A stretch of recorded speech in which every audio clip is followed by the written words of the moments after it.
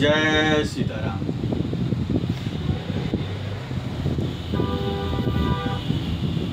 परम मंगलमय परात्पर अखिलेश्वर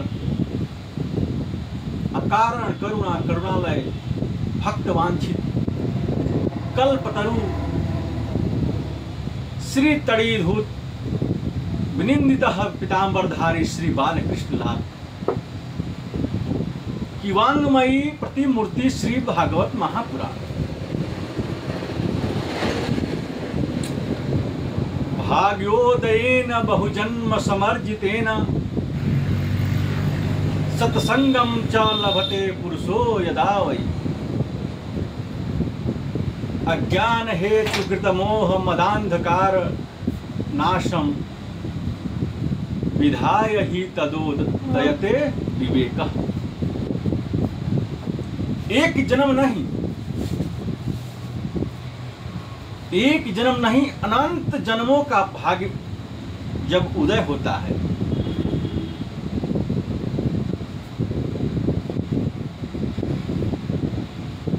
अनेक जन्मों का अनेकों जन्म का भाग्य जब उदय होता है तो ही श्रीमद् भागवत कथा का श्रवण में रुचि होती है। ऐसे तो कथा सुनने के लिए बहुत जाते हैं लोग, लेकिन कथा श्रवण नहीं करते हैं, कथा श्रवण में रुचि नहीं होती, अन्यथा नहीं हो पाती है। ऐसे सुंदर ये भक्तिपूर्ण अनुष्ठान श्री गोविंद की कृपा से ही होती है, नारायण की कृपा से ही होती है।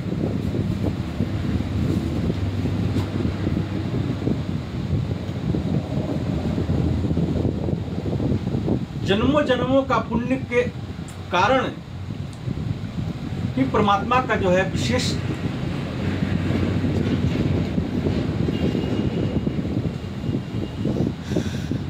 परमात्मा का विशेष कृपा होता है। भागवत की कथा कभी मनोरंजन की दृष्टि से नहीं सुननी चाहिए। ये नहीं कि हम कथा में गए हैं मनोरंजन करने के लिए, ऐसा कभी नहीं होना चाहिए। जैसे इस ध्येय से, इस दृष्टि से अब यदि जाते हैं कथा सुनने के लिए, इससे अच्छा है कि आप कथा सुनने न जाएं। मनोरंजन की दृष्टि से तो कभी कथा सुनने जाना ही नहीं चाहिए। ये नहीं कि हम जाएं, चलो भाई समय कट जाए, 2 घंटा 3 घंटा 4 घंटा जो भी है समय कट जाए। इस दृष्टि से जो लोग कथा सुनते हैं वे अपराध करते हैं। आप अपराध के भागी मत बनिए।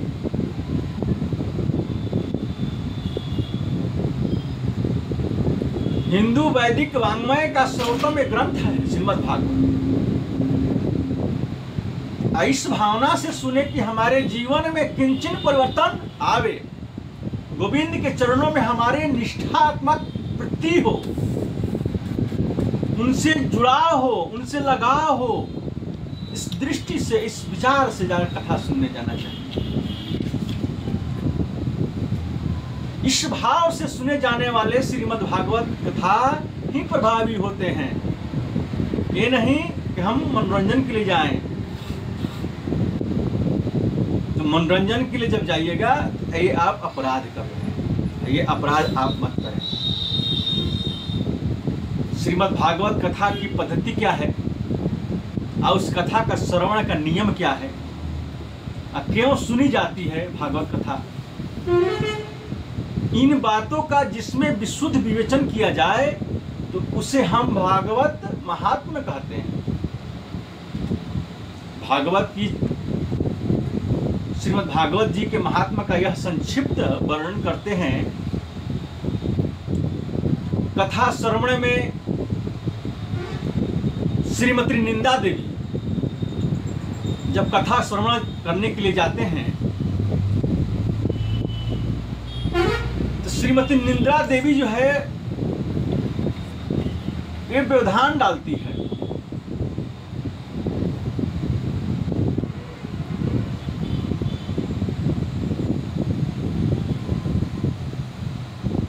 ये बार बार जो है कथा सुनने श्रवण करने जाएंगे आप, तो आपको या तो निंदा आने लगेगी या जम्हाई आने लगेगा, नाना प्रकार के व्यवधान आने लगते हैं। तो सच्चिदानंद रूपाय विश्वोत्पत्त्यादि हेतवे तापत्रय विनाशाय श्री कृष्णाय वयं नमः। जीवन की 3 बातें हैं जो बहुत समझने की है। ये 3 बातें है सत्य, चित्त, आनंद। जीवन की 3 बातें प्रमुख है, सत्य, चित्त, आनंद। हम लोग बात बात पर कहा करते हैं कि सच्चिदानंद धन, सच्चिदानंद सत्य कहते हैं अविनाशी को, जो पहले सत्य था, मध्य में सत्य है और अंत में सत्य बचेगा। तो परमात्मा अविनाशी है जो केवल सत्य है, पहले मध्य और अंत में वहीं बचते हैं। तो उस सत्य को ही हम सत्य कहते हैं। और दूसरी बात है चित्त। चित्त माने प्रकाश, यानी हम लोगों को कोई पुस्तक पढ़नी होती है तो हम बल्ब ट्यूब जलाते हैं, हमें प्रकाश चाहिए। लेकिन जिस परमात्मा को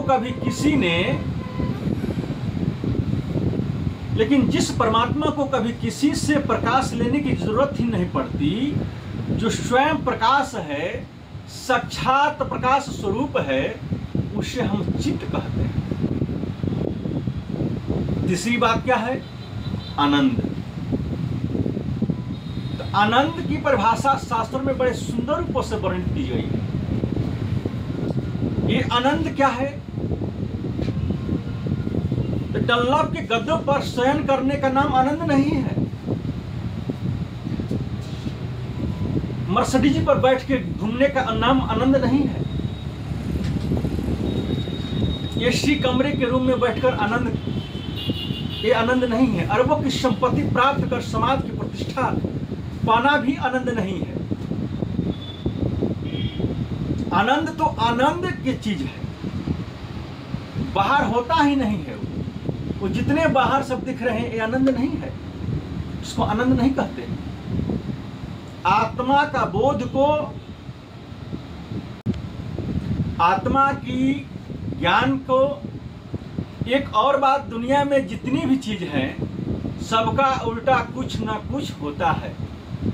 जैसे धनवान है उसका उल्टा निर्धन है, विद्वान है उसका उल्टा मूर्ख है, लेकिन आनंद का उल्टा कभी कुछ नहीं होता है। आनंद जो है वो परमात्मा का रूप है, आत्मा का ज्ञान का स्वरूप है आनंद। आत्मा का ज्ञान का स्वरूप है आनंद। इसलिए सत्य भी श्री कृष्ण है, चित्त भी श्री कृष्ण है और आनंद भी श्री कृष्ण है। सच्चिदानंद रूपाय विश्वोत्पत्त्यादि हेतवे तापत्रय विनाशाय श्री कृष्णाय वयं नमः। जो विश्व को बनाते हैं, उसका पालन करते हैं और उसको लय करते हैं, बनाते भी हैं।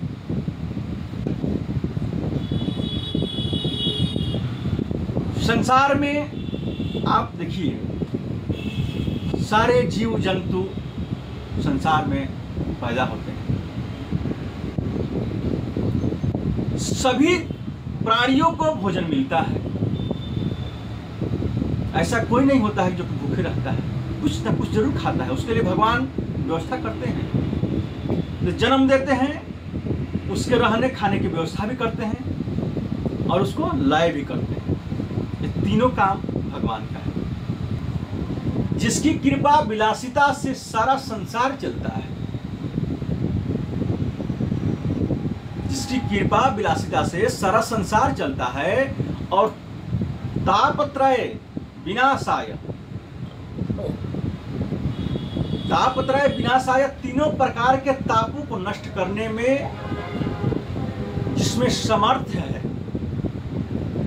तीनों प्रकार का ताप क्या है? दैहिक, दैविक, भौतिक ताप। दैहिक, दैविक, भौतिक तापा राम राज कहहूं हिम व्यापा। 3 प्रकार के ताप हैं। कोई तन दुखी, कोई मन दुखी, कोई धन बिन रहत उदास, थोड़े थोड़े सब दुखी, सुखी राम के दास। इस संसार में सभी दुखी हैं। इस संसार में हर व्यक्ति दुखी है, हर प्राणी दुखी है, हर जीव दुखी है। लेकिन इन दुखियों में सुखी कौन है? तो इन दुखियों में सुखी सिर्फ जो भगवान के दास हैं, वही सुखी। एक भी व्यक्ति संसार में ऐसा नहीं है जिसके बारे में आप यह कह सकते हैं कि वह सुखी है।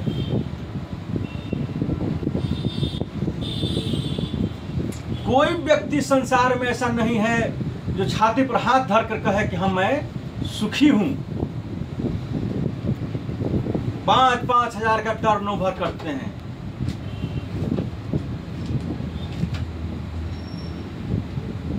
पाँच हजार करोड़ का टर्नओवर है, 200 करोड़ का टर्नओवर महीने में करते हैं। लेकिन खाते क्या है? मूंग की दाल, साग, रूखा सूखा हल्का फुल्का खाना।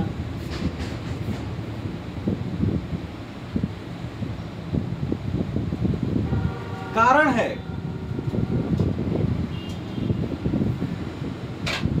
इतना सब वैभव और इतना सब वैभव और मूंग का दाल के साथ फुल्का। डॉक्टर ने मना किया है। कहते हैं कि डॉक्टर ने मना किया है, रोटी चुप कर खा लूंगा तो ब्लड प्रेशर हाई हो जाएगा। शुगर है, ब्लड प्रेशर है, बीपी है। किसी को किसी बात की कमी नहीं है। अनंत संपत्ति है, बड़ी बड़ी इंडस्ट्रीज है, लेकिन मानसिक चिंता है। कोई तन दुखी, कोई मन दुखी। मन दुखी कैसे है? तो मन दुखी है, अनंत संपत्ति है, बड़ी बड़ी इंडस्ट्रीज है, लेकिन मानसिक चिंता है। पिताजी चाहते हैं कि अच्छे खानदान में संबंध करूंगा, बड़े भक्त खानदान में बेटी का विवाह होगा, बड़े प्रतिष्ठित परिवार में विवाह करूंगा बेटे का, और बेटा घर की नौकरानी को लेकर भाग गया, कोर्ट मैरिज कर लिया। अब पिताजी चाहे कुछ भी करो, बेटे ने तो शादी कर ली, सब कुछ है, लेकिन मन में बड़ी बेचैनी है। कभी बेटी नहीं सुनती, कभी बेटा नहीं सुनता, कभी ऐसा चाहते हैं, कभी वैसा चाहते हैं, और कोई धन भी नहीं रहता उदास। बेचारा दिन भर मजदूरी करता है, बड़ी बड़ी मल्टी स्टोरेज बिल्डिंग बनाता है, पुताई करता है, डिस्टेम्पर करता है, इतनी जान जोखिम में डालकर काम करता है, और शाम को मिलता है 600-700। 600-700 में क्या खिलाए? पत्नी को खिलाए या आप खाए? किसी को भी सुख नहीं है। सुख किसको है? तो सुख भैया केवल राम के दासों को है। सुख तो केवल गोविंद के कीर्तन में है। कहते हैं कि कबीरा सब जग निर्धना, धनवंता नहीं कोई, धनवंता सोई जानिए, जाको राम नाम धन होय। धनी तो वही है जिसके पास राम नाम का धन है, गोविंद के नाम का धन है। जिसने कमा लिया वह सबसे बड़ा धन। आध्यात्मिक ताप, अधिदैविक ताप तथा अधिभौतिक ताप, तीनों को विनष्ट करने के जिन श्री कृष्ण नाम में शक्ति है, ऐसे श्री कृष्ण को हम प्रणाम करते हैं। श्री कृष्णाय वयम नमः। श्री भागवत के प्रधान देव तो श्री गोविंद है, इसलिए भागवत महात्म्य के प्रथम श्लोक में श्री कृष्ण की वंदना की गई है। आदरणीय सुखदेव जी का वंदन किया। जिन आचार्य सुखदेव जी ने जन्म लेते ही संन्यास ग्रहण किया था, सीधे वन की ओर चल गए और रुके नहीं।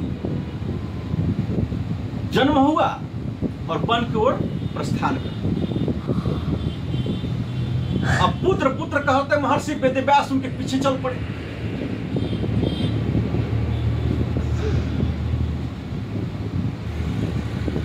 अब वेदव्यास जी पीछे चल रहे हैं, परंतु आचार्य सुखदेव जी लौटकर लाने की जिनमें समर्थ नहीं रही, ऐसे परम वंदनीय सर्वभूत हृदय श्री सुखदेव जी को हम वंदन करते हैं। व्यास जी दौड़े जा रहे हैं, सुखदेव जी एकदम जो है चले जा रहे हैं, लेकिन लौट कर नहीं आते। जैसे हम इस पवित्र भूमि पर बैठकर भागवत श्रवण करने के लिए एकत्रित हुए हैं, ऐसे ही पुराणों की विद्या के लिए परम एकांत परम शांति का स्थान जो है उसे कहते हैं नैमिषारण्य क्षेत्र। आइए हम उस नैमिषारण्य क्षेत्र में चलें, जो बड़ी पवित्र भूमि है। 88,000 सज्जन वहां विराजमान हैं और वे सभी ऋषि गृहस्थ ऋषि हैं। उन्हें हम लोग कहते हैं सनकादि ऋषि, जिनकी बड़ी बड़ी लंबी लंबी उम्र है। एक संत की उम्र इतनी लंबी है कि उनके जीवन में कितनी बार इंद्र बदल चुके। एक सतगृहस्थ इतनी लंबी उम्र वाले जो जीवन की कई चतुर्युगियों को देख चुके हैं, ऐसे ऐसे महापुरुष हैं वहां। सत्ययुग, त्रेता युग, द्वापर युग, कली युग कई बदल गए। ऐसे वे 88,000 सतजन अपने नित्य क्रम निवृत्त होकर प्रायः काल जब बैठते थे, बस उस संतों की मंडली में श्री सूत जी का आगमन हुआ।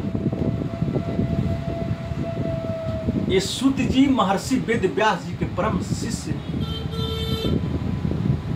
प्रिय शिष्य हैं। अब जैसे ही सूत जी आए तो जो 88,000 ऋषि बैठे हुए थे, जिनकी उम्र हजारों वर्ष लंबी है, लेकिन सूत जी उनकी मंडली के मध्य जो पधारे,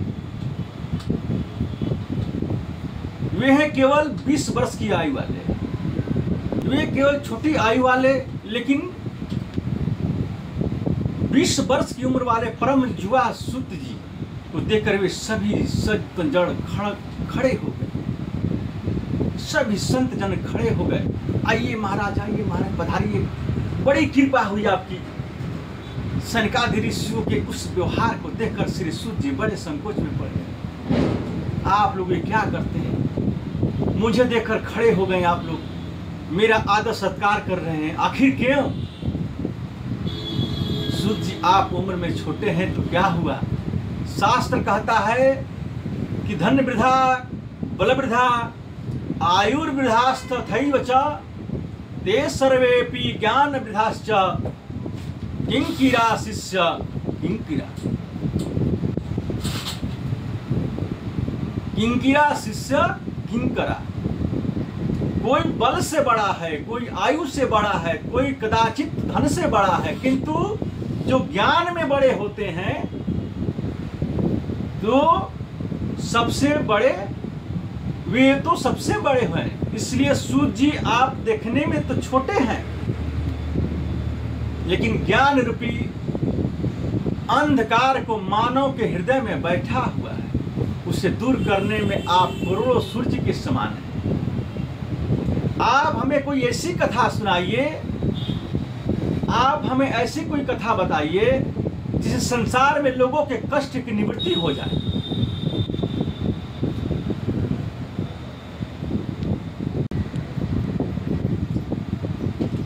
और गोविंद की प्राप्ति हो जाए, ऐसी कोई कथा बताए। कृष्ण प्राप्ति करम शाश्वत साधनम तद्वदाधुना। महात्मा संत और विद्वानों के पास जाकर कभी व्यर्थ के प्रश्न नहीं पूछने चाहिए। संत महात्माओं के पास जाकर व्यर्थ के उलझनों की बातें कभी नहीं करनी चाहिए। संत के पास जाइए तो अपने जीवन के कल्याण के लिए उनसे प्रश्न कीजिए। ये मनुष्य तन जो मिला है, इसका सद्गति कैसे हो, इस बारे में पूछिए।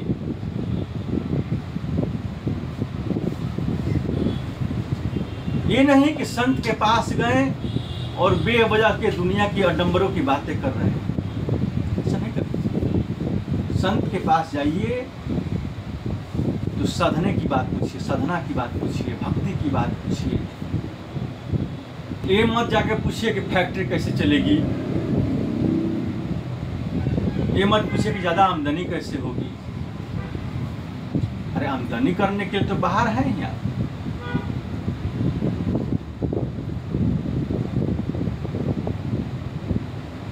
संतों के पास जाकर बस एक ही प्रश्न करो कि गोविंद मिलेंगे कि नहीं, श्री कृष्ण के चरणों में हमारी प्रीति होगी कि नहीं। क्योंकि भागवत में वर्णन आता है कि संतों के का क्षण और अन्न का कण, संतों का क्षण और अन्न का कण उसे कभी बर्बाद नहीं करनी चाहिए। तो थाली में अन्न आपको प्राप्त होगा, तो थाली में अन्न प्राप्त होता है तो भोजन में उसका एक ही कण बर्बाद ना जाए, इसका प्रयास करना चाहिए। और संतों का एक भी क्षण आपकी हमारी वजह से, संतों का एक भी क्षण आपकी वजह से बर्बाद ना जाए, इसका प्रयास करना चाहिए। सनकादि ऋषियों ने सूत जी से यही पूछा कि संसार के लोगों को कृष्ण की प्राप्ति कैसे हो, ऐसा कोई साधना बताइए, ऐसे कोई साधन बताइए कि गोविंद से कैसे मिलन हो। इसको सुनकर सूत जी महाराज गदगद हो गए और ऋषियों से बोले कि आपने बिल्कुल सही प्रश्न पूछा है। हम लोग जन्म लेते हैं, बड़े होते हैं, लंबे होते हैं, जुआ होते हैं, वृद्ध हो जाते हैं और मर जाते हैं। जीवन के पहलुओं को हमने कभी समझने का प्रयास ही नहीं करते हैं। जो लोग जीवन को ऐसे ही बर्बाद कर देते हैं, ऐसे ही गंवा देते हैं, व्यर्थ के व्यसनों में समय को व्यतीत कर देते हैं, तो कितने लोग ऐसे हैं जो ताश खेलने में समय बर्बाद कर देते हैं, ताश खेलने में समय बर्बाद करते हैं, जुआ खेलने में समय बर्बाद करते हैं। रविवार का जब दिन आता है तब ताश खेलते हैं, 10-10 घंटे निकल जाते हैं, उन्हें कहीं पता नहीं चलता है, इधर उधर बैठकर व्यतीत कर लेते हैं।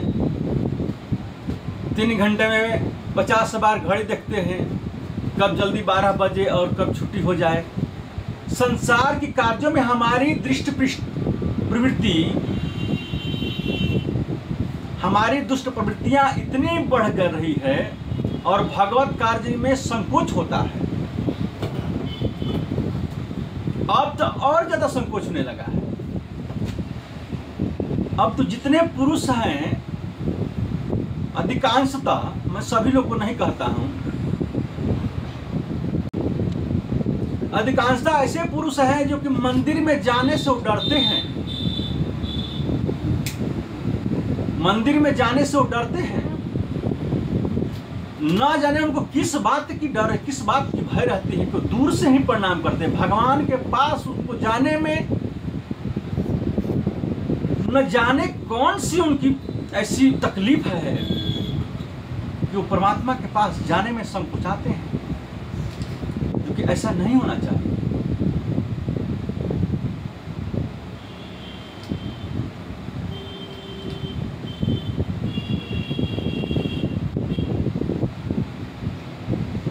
कहीं कथा से निमंत्रण आ जाए, कहीं कथा में जाना पड़े, कहते हैं यहाँ से लिफाफा आया था, कथा में जाना पड़ेगा, कथा में जाना पड़ेगा। माने उनकी जो इच्छा है वो भगवान के प्रति नहीं है, सिर्फ दिखावटी है। तो दिखावटी करने से नहीं चलेगा।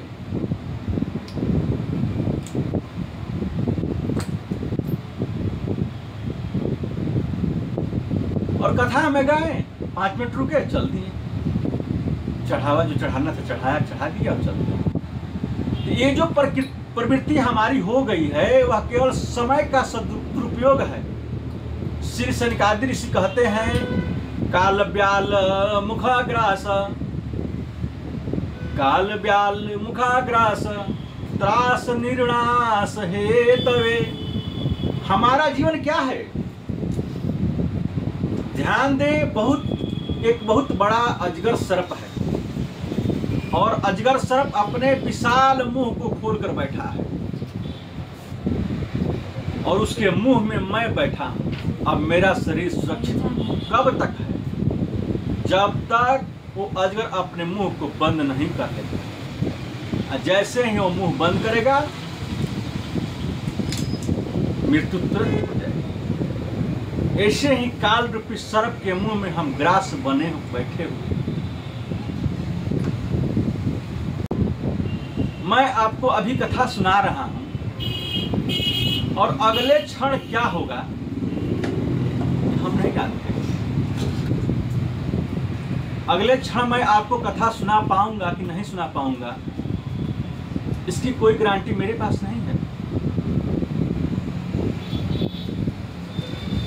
अभिमान हम बहुत ऊंचा करते हैं। ये मानव की सबसे बड़ी भ्रांति है कि वो चिंता ज्यादा करता है, चिंतन नहीं करता है। जीवन में चिंता को मिटाओ और चिंतन को बढ़ाओ। यदि यही मुक्ति का साधन है, अब चिंतन कैसे बढ़े और चिंता से मुक्ति कैसे मिले, ये सिखाता है हमें श्रीमद् भागवत ग्रंथ। भागवत महात्म्य, ये भागवत महान सदग्रंथ है, यही मुक्ति का प्रदान करता है,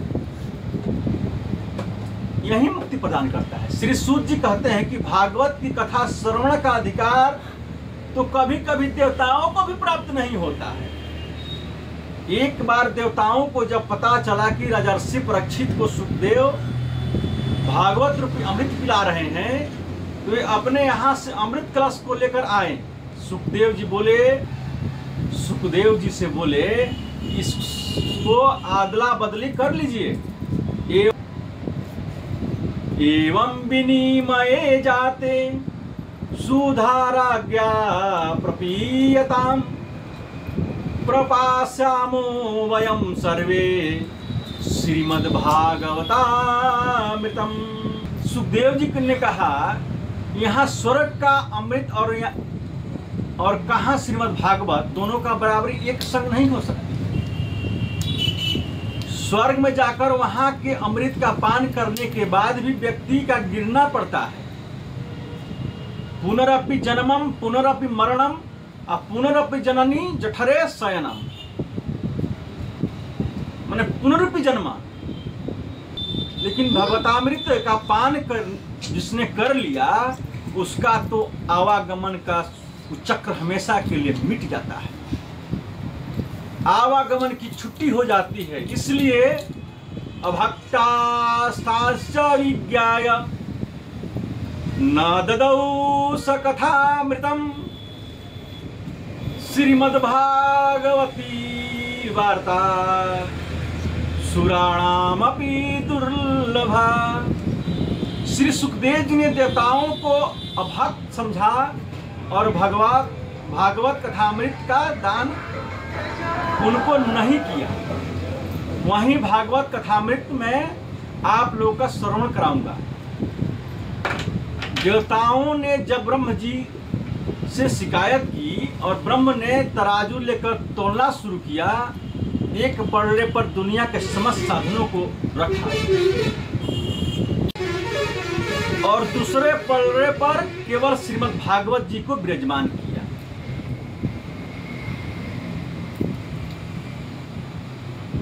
लघुन्यानि जातानि गौरवेण इदं महत् तदा ऋषिगणः सर्वे विस्मयं परमं ययुः।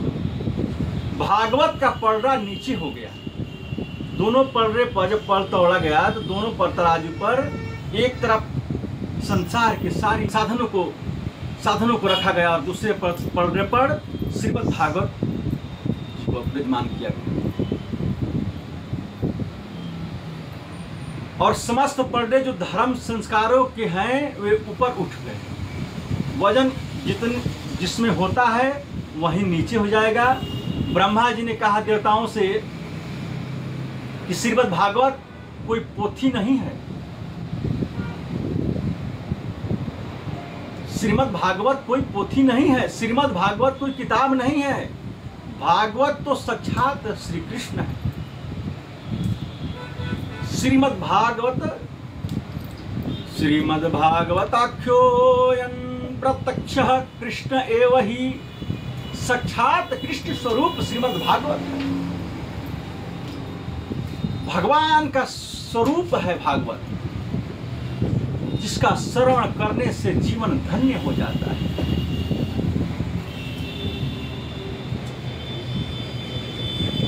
नारद जी ने जन जन में इसका प्रचार करने के लिए अपने पिता ब्रह्मा जी से इसका अध्ययन किया था, लेकिन सप्ताह श्रवण की विधि क्या है ये तो नारद जी ने संत कुमारों से सुना था। सनकादि ऋषि बोले हमने तो सुना है, सनकादि ऋषि बोले कि हमने तो सुना है कि सनत कुमार ज्यादा घूमते नहीं और नारद जी कभी एक जगह बैठते नहीं। तो जब सनत कुमार ज्यादा घूमते नहीं थे और नारद जी जगह बैठते नहीं थे तो ये प्रसिद्ध है कि नारद जी हमेशा भ्रमण करते रहते हैं। तो नारद जी हमेशा भ्रमण करते रहते हैं और सनत कुमार कभी एक जगह दूसरे जगह जाते नहीं। और भागवत की कथा में मन यदि चंचल हो, मन में बातें कई प्रकार की हो, तो फिर कथा का आनंद नहीं मिल सकता है। भागवत की कथा में 5 बातों का रहना बहुत जरूरी है। तो 5 बात क्या है? पहला है कथा के लिए स्थान। कथा का स्थान बड़ा सुंदर होना चाहिए, ऐसा स्थान जहां बाहर की आवाज न आती हो, ऐसा स्थान जहां बाहर की आवाज ना आती हो, जहां केवल आप व्यास जी की आवाज सुन सके, गाड़ी का हॉर्न ना सुन सके। बाहर की आवाज से विक्षेप वक्ता और श्रोता दोनों का होता है। दूसरी बात है भागवत का गान। भागवत का गान, भागवत को सुंदर शब्दों में गाया जाए। तीसरी बात है भागवत का ज्ञान, उसको ज्ञान पूर्वक सुनो जाए।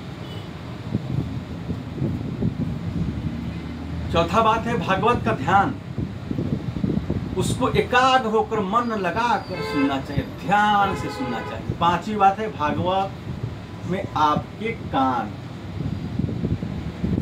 कान एकदम भागवत से जुड़ जाए तो ही भागवत कथा का श्रवण का फल आपको प्राप्त होगा। ये नहीं कि बैठे हम हैं यहाँ और कान कहीं और है, आंख ध्यान कहीं और है। ये सब सारी चीजें जो 5 चीज है, ये भागवत सुनने के लिए जरूरी है। भागवत कथा श्रवण का फल आपको प्राप्त हो सकता है। अब सनत कुमार जी तो ऐसे संत हैं जो कभी घूमते नहीं, और नारद जी ऐसे हैं जो एक जगह कभी बैठते नहीं। तो नारद ने एक जगह बैठकर 7 दिन तक संत कुमारों से भागवत कैसे सुनी, ये तो प्रश्न है। सूत जी कहते हैं कि एक बार देवर्षि नारद बड़ी तीव्र गति से दौड़ते जा रहे थे, तो बद्री धाम में विराजमान चारों भाई श्री सनत कुमार जी, चारों भाइयों ने नारद जी को देखा और पूछा, कथम ब्रह्मंदिना मुखः कुतश्चिन्तातुरो भवान् त्वरितं गम्यते कुत्र कुतश्चागमनं तव। नारद जी, क्या बात है, आप कुछ उदास लगते हैं। हमने तो सुना है कोई कितना भी रोता हो, कितनी भी निराश हो गया हो, किंतु नारद जी का दर्शन उसे हो जाए तो ये मुस्कुराने लगता है। और आज आप जैसा संत स्वयं इतना दुखी हैं, नारद जी सनत कुमार के चरणों में गिरकर रोने लगे और रोते हुए बोले, क्या बताऊं महाराज, अहम तु पृथिवीं यातो ज्ञात्वा सर्वोत्तमामिति पुष्करं च प्रयागं च काशीं गोदावरीं तथा। मैं पृथ्वी पर आया, पृथ्वी को सबसे श्रेष्ठ समझकर मैं यहाँ आया। हरि क्षेत्र में गया, कुरुक्षेत्र में गया, सेतु बंध रामेश्वर में गया। सत्य कहता हूँ सनत कुमार जी, सत्य कहता हूँ सनत कुमार जी, मुझे कहीं भी शांति नहीं मिली।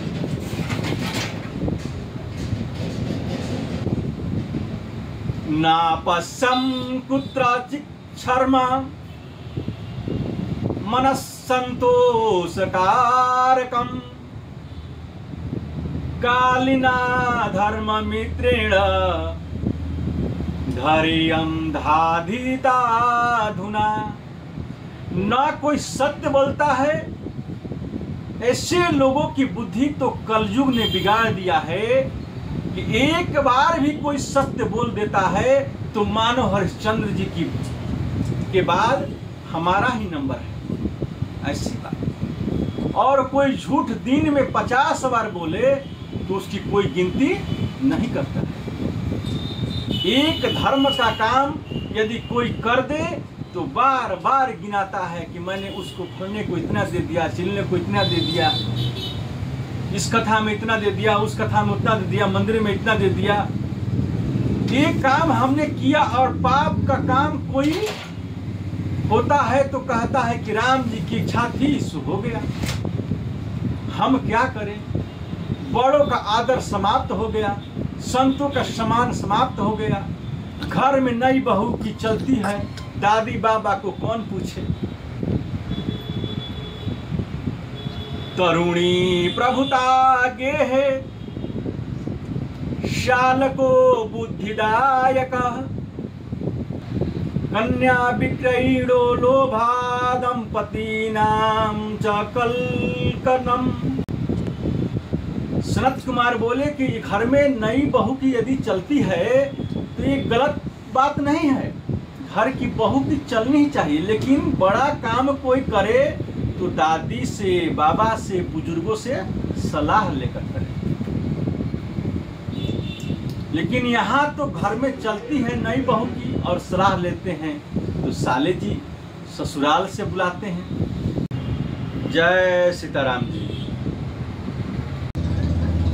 जय श्री कृष्ण।